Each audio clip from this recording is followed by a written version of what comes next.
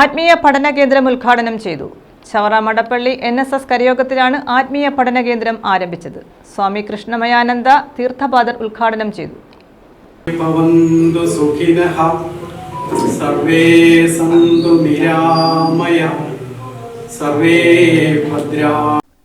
Chavara Madappally 1843 number NSS കരയോഗ മന്ദിരത്തിലാണ് ആത്മീയ പഠന കേന്ദ്രം ആരംഭിച്ചത്.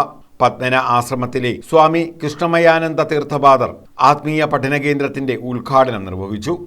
നമുക്ക് ഇപ്പോൾ ലഭ്യമായ ഒരു പ്രധാന തെളിവാണ് അധ്യക്ഷൻ പറഞ്ഞതുപോലെ ഒരു പ്രാർത്ഥനാ ഗീതം ആലപിക്കാൻ തയ്യാറാവാത്ത നമ്മുടെ കുട്ടികൾ.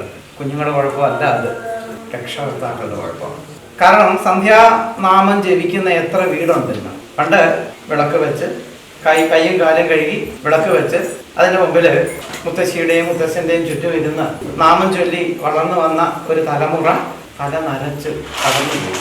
ഇപ്പൊ ഇരിക്കുന്ന ഈ ഡൈ ചെയ്ത തലയൊന്നും നാമം ചൊല്ലി വളർന്നിട്ടുണ്ടാവില്ല. അപ്പൊ പിന്നെ എങ്ങനെയാണ് അവരുടെ മക്കൾ ഇത് ചെയ്യുക?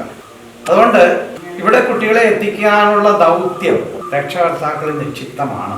കാരണം ഇന്ന് ഭാരതത്തിൽ തന്നെ മറ്റ് മതസ്ഥരെ കുറിച്ച് ആലോചിക്കുമ്പോൾ ഏറ്റവും ആധ്യാത്മികമായി പിൻനിരയിലാണ് ഹിന്ദു കുട്ടികൾ നിൽക്കുന്നത്. ശരിയല്ല എന്ന് ആർക്കെങ്കിലും പറയാൻ പറ്റുമോ? നമ്മുടെ പൊതുവേദികളിലും പൊതു സദസ്സുകളിലും മറ്റ് ക്വിസ് തുടങ്ങിയ മത്സരങ്ങളിലൊക്കെ മുന്നിട്ട് നിൽക്കുന്നത് ഏത് സമുദായത്തിൽപ്പെട്ട കുട്ടികളാണ്? ഹിന്ദു കുട്ടികൾ എല്ലാ അപജയങ്ങളിലും ചെന്ന് വീഴുന്നു. ഇന്ന് കാലഘട്ടത്തിൽ മതമാറ്റം, ലവ് ജിഹാദ് തുടങ്ങിയ ഒരുപാട് ക്യാൻസറുകൾ നമ്മുടെ സമൂഹത്തെ, ഹൈന്ദവ സമൂഹത്തെ ബാധിച്ചിരിക്കുകയാണ്. ചവറ ഹരീഷ് കുമാർ അധ്യക്ഷത വഹിച്ചു.